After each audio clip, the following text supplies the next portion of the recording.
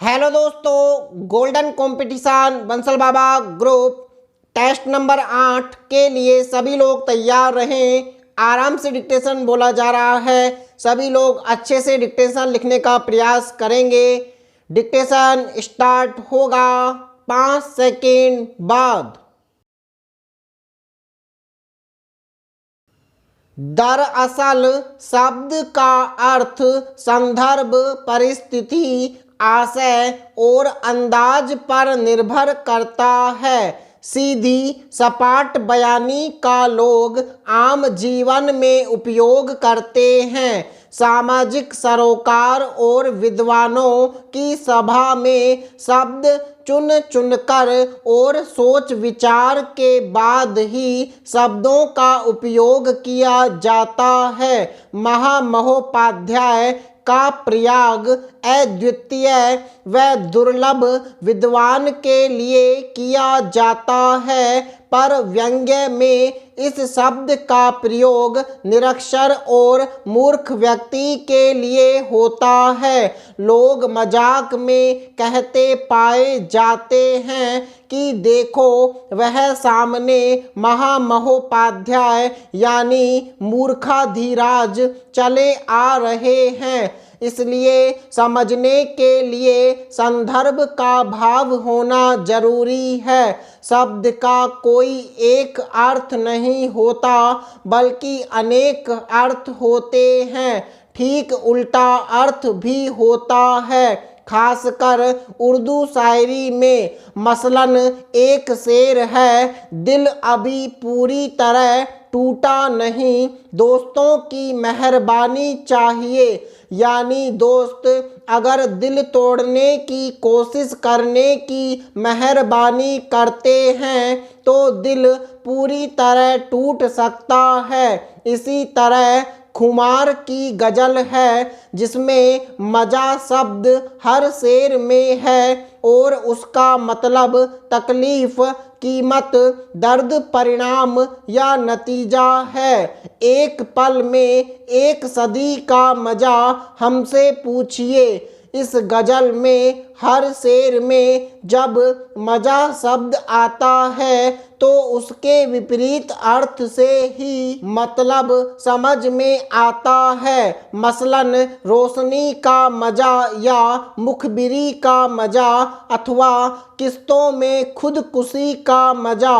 इसी तरह दोस्ती और दुश्मनी के अर्थ में भी एक दूसरे के पर्याय बन जाते हैं। मसलन हम सदा दुश्मनी से दूर रहे, दोस्त कब दोस्ती से बाज आए। जाहिर है यहाँ दोस्ती से मतलब दुश्मनी से है। पैरा स्मार्ट शब्द का भी दो तरह से इस्तेमाल होता है। अच्छे अर्थ में स्मार्ट का मतलब तेज, तीव्र बुद्धि वाला और समझदार या होशियार व्यक्ति के लिए प्रयोग किया जाता है। मगर जैसे तैसे किसी भी कीमत पर और भी कुछ करके अपना काम निकालने वाले को भी स्मार्ट कहा जाता है, पर वह मतलबी और स्वकेंद्रित व्यक्ति के लिए प्रयोग में लाया जाता है। यह भी होता है कि आम तौर पर हास्य कवि अजीबोगरीब उपनाम रखते हैं, जैसे ढपोर, शंख, दीवाना, पागल, हंसोड़, हुल्लड़, भिखारी, बिच्छू, छछुंदर, सांप आदि। इसका मतलब नहीं कि जैसा उनका उपनाम बताया है वे वैसे ही हैं। शेक्सपियर के क्लाउन यानी विदूषक, मूर्ख, हंसोड़ चरित्र के बारे में कहा जाता था कि वह नाम का ही मूर्ख था, वास्तव में वह सर्वाधिक बुद्धिमान व्यक्ति था। जिस तरह एक शब्द में एक से अधिक अर्थ निहित होते हैं, उसी तरह एक व्यक्ति में एक से अधिक व्यक्ति निहित होते हैं। निजा फाजली ने कहा भी है, हर आदमी में होते हैं 10-20 आदमी, जिसको भी देखना हो बार बार देखना। यानी जिस तरह एक शब्द का अर्थ उसके सही संदर्भ में ही जाना जा सकता है, उसी तरह एक व्यक्ति में भी ठीक से और सही तौर पर जानने पहचानने के लिए उसे कई संदर्भों और परिस्थितियों में जानना समझना होता है। इसी के साथ आपकी खुद की मन स्थिति पर भी बहुत कुछ निर्भर करेगा। तभी तो एक व्यक्ति के बारे में अलग अलग लोगों की राय अलग अलग होती है। अगर कोई आपसे कहे कि अमुक अमुक व्यक्ति गरीब तबीयत का है, तो इसका यह मतलब नहीं कि वह आर्थिक रूप से गरीब है। उसका आशय यह है कि वह व्यक्ति सीधा साधा और सरल स्वभाव का है।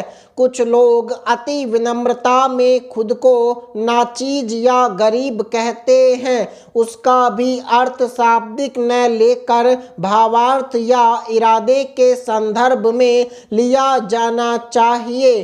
कुछ खुद को खाकसार भी कहते हैं, यह भी विनम्रतावश ही कहा जाता है, वरना शब्द के हिसाब से तो जगह जगह की खाक से गुजरा हुआ माना जाएगा।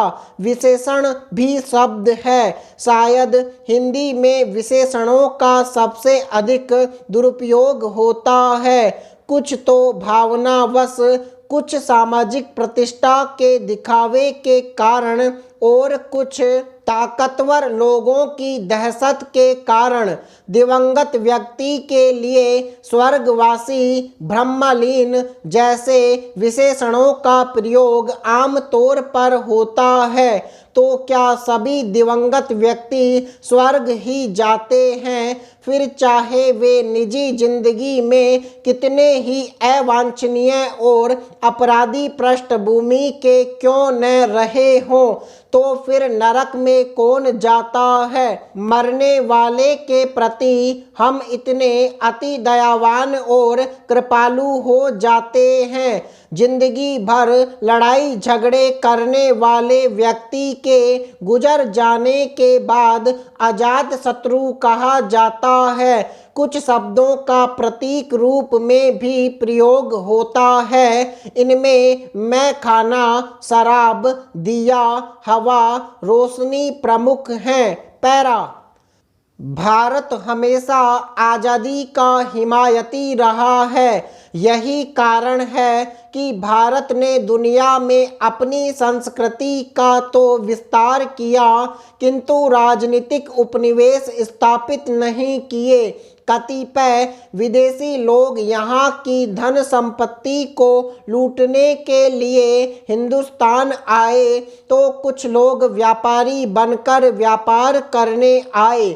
धीरे धीरे उन्होंने यहाँ पर राज्य स्थापित करने की कोशिश की, किंतु जैसे ही यहाँ के लोगों को लगा कि हमें गुलाम बनाने की कोशिश की जा रही है, तो तुरंत उनके खिलाफ संघर्ष प्रारंभ हो गया। यह संघर्ष अनवरत चलता रहा। इस तरह इस देश में विदेशियों के खिलाफ राष्ट्रीय आंदोलन की प्रक्रिया सतत रूप से चल रही थी। भारत का स्वतंत्रता आंदोलन ऐसी ही एक प्रक्रिया थी जिसमें हिंदुस्तान के लोगों को यह आभास हुआ कि अंग्रेजी शासन और भारतवासियों के बीच एक मूलभूत विरोधाभास है, जिसके फलस्वरूप हिंदुस्तान और उसके निवासियों को केवल नुकसान ही होता था। उस विरोधाभास का निराकरण तभी संभव था जब अंग्रेज हिंदुस्तान छोड़कर चले जाएं और यहाँ का शासन यहीं के लोगों के हाथों में हो। भारत में अंग्रेज जब से आए तभी से हिंदुस्तान के लोगों ने उनका अलग अलग तरीके से विरोध किया।